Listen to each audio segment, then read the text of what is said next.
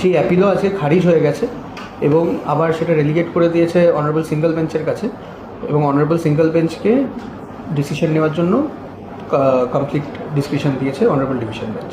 তার টেকনিক্যালি এখন কে থাকছে না এলওপি? এখন ঋতব্রত ব্যানার্জি মাননীয় বিরোধী দলনেতা থাকছেন। এই 2 মাসের মধ্যে কি পয়েন্ট অফ ভিউতে হেয়ারিংটা হবে, মানে সিদ্ধান্ত হবে সংখ্যাগরিষ্ঠতা না দল সিদ্ধান্তটাই? সেটা পুরো অর্ডার আসলে পুরোটা বোঝা যাবে।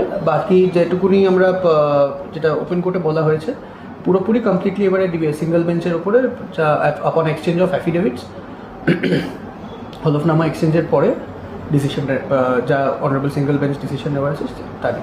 তারা তো স্টে চেয়েছিল কি অর্ডারটার উপরে? ওনারা স্টে চেয়েছিল, কল্যাণ বন্দ্যোপাধ্যায় ডিভিশন বেঞ্চের অর্ডারের উপরে স্টে চেয়েছিল, স্টে রিফিউজ করা হয়েছে।